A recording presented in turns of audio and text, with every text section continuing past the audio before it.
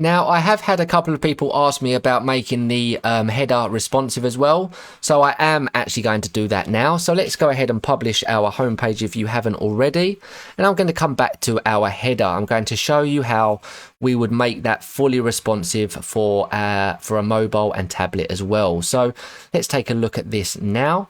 So at the minute we can see that our menu there is toggling to a hamburger at a breakpoint of tablet. So we actually want to change that to a mobile.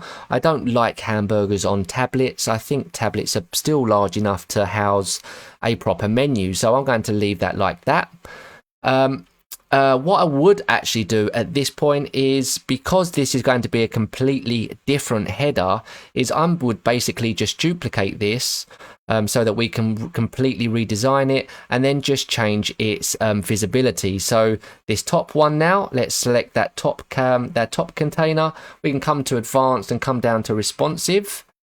And then from responsive, we can now hide this on tablet and on mobile, so that menu up the top will only appear for desktop users. Now we can carry on with the one below it. So working with that one, we can come to the advanced and responsiveness of this one and hide this one from the desktop so that that one isn't seen on the desktop. So only at ever one time there is one menu that can be seen, but now we basically get to completely redesign this however we want.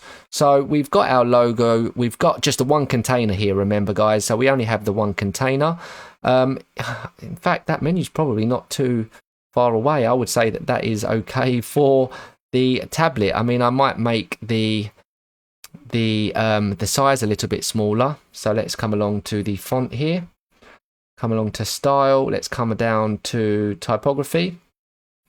Let's reduce the size of that typography. So at the minute it's, let's make that maybe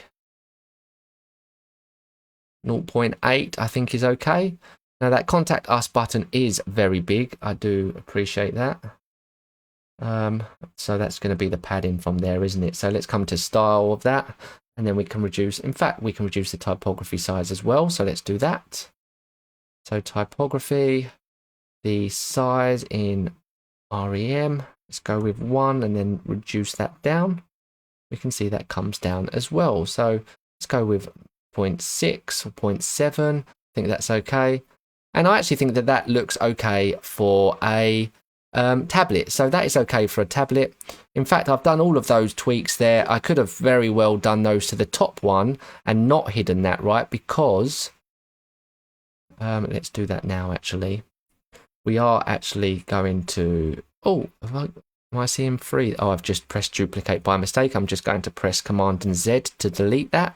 In fact, I'm not going to. I could come back up to this top container, and from there, I could then apply the same settings that I just done there and configured the responsiveness to display this top one on tablet as well.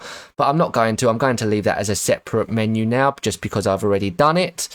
And I don't want to go back over and do the same tweaks again. But what we can do now is we can also just make this a mobile view. And we can see how we can tweak this as a mobile. So what we can see here, we have our hamburger up there, that there. What I would actually do is change the width of this logo. So let's come along here. Let's reduce that down to maybe 150. Maybe even a bit 180. I'm okay with that. And then we can come to our menu here and we can align that to the right. Oh, that already is aligned to the right, so that's okay. And then the contact us, or in fact we could move the contact us there and have the toggle down there, but this really is, again guys, however you want to do it, right? It is your own personal preference.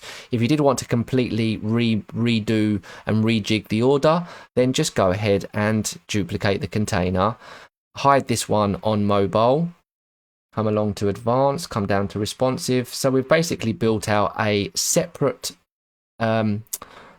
menu for each separate screen size, and that is very common between myself and my agency. We do this all the time. We just get a lot more control over the final design of that, right? So that is what we are don't want to hide that on tablet, we want to hide that on mobile. That is basically what we're going to do now. So let's go ahead and do that. So now we can see the last container, which is the one that we're building. Let's actually just change this to mobile menu. Let's change this one to tablet menu, and let's change that top one to desktop menu. So let's now carry on with the mobile menu. So how do we want to have this displayed? So do we want to move it all around? Do we want the button to be up the top with that there? I would say that's probably better like that. So I would literally just leave that as that now. So let's just make sure so we can still see this is being shown on a tablet. So let's select advanced. Let's come down to responsive. We're going to hide this one on desktop and on tablet. So now any one, oh look, I haven't done a capital T there. That is going to drive me crazy. Now we're only ever going to see, oh look, I've just done that one button. How frustrating. We should, of course, done that to the container. So I'm going to select hide, show these again. And now we're going to select that bottom container, which is our mobile menu. Going to select style or advanced, sorry. Going to come down to responsiveness. Responsive. And then we're going to hide this one from desktop and tablet. So now, no matter the screen size, we are going to see one menu for that screen size, one menu for that screen size, and one menu for that screen size. And that is our fully responsive menu.